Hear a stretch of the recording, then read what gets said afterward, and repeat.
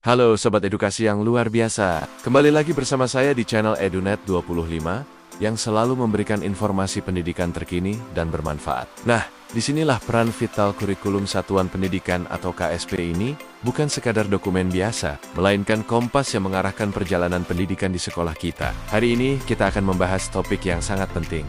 Panduan lengkap penyusunan kurikulum satuan pendidikan.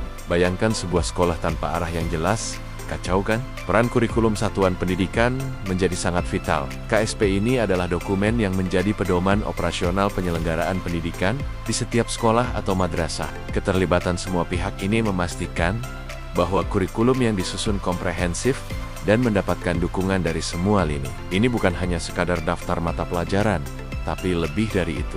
Ini adalah peta jalan untuk mencapai tujuan pendidikan nasional, sekaligus mengakomodasi karakteristik unik dari sekolah itu sendiri.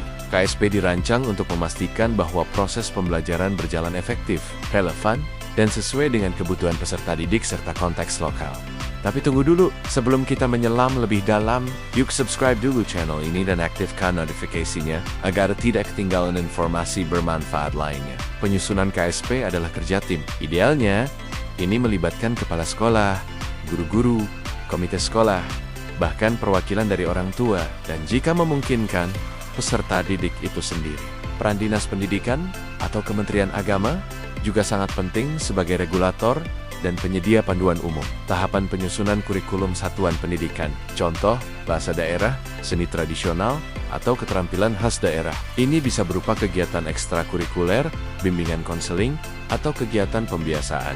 Langkah pertama adalah analisis konteks. Apa saja yang perlu dianalisis? Silabus adalah rencana pembelajaran untuk satu mata pelajaran yang berisi standar kompetensi. Kompetensi dasar, materi pokok, pengalaman belajar, indikator, penilaian, alokasi waktu, dan sumber belajar. Analisis kondisi internal, kita perlu melihat kekuatan dan kelemahan yang ada di sekolah, seperti fasilitas, sumber daya manusia, keuangan, dan budaya sekolah. Analisis kondisi eksternal, ini melibatkan melihat peluang dan tantangan dari luar sekolah. Misalnya kebijakan pemerintah, kebutuhan masyarakat sekitar, perkembangan teknologi, dan potensi kerjasama dengan pihak luar. Ini harus disusun dengan memperhatikan ketentuan dari pemerintah pusat dan daerah. Sobat Edukasi pasti penasaran dengan tahapannya kan?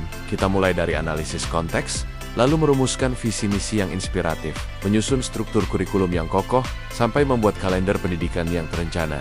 Salam edukasi.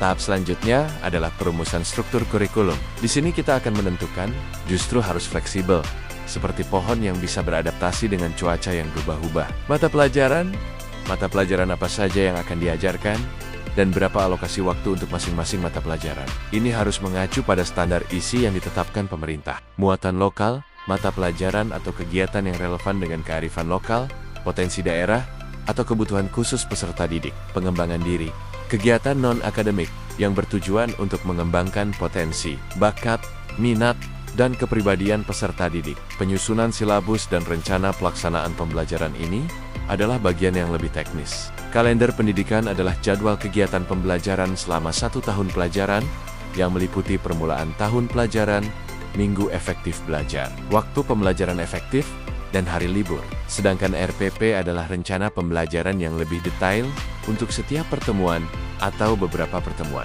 Berisi langkah-langkah pembelajaran, media, alat, dan evaluasi. Guru-guru memiliki peran besar dalam menyusun silabus dan RPP ini, tentu dengan panduan dari tim pengembang kurikulum sekolah.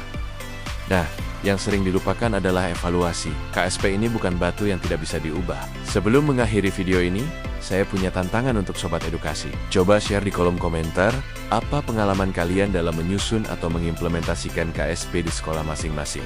Terima kasih sudah menonton sampai akhir. Jangan lupa, EduNet 25 untuk like, share, dan subscribe ya. Sampai jumpa di video berikutnya dengan pembahasan menarik lainnya.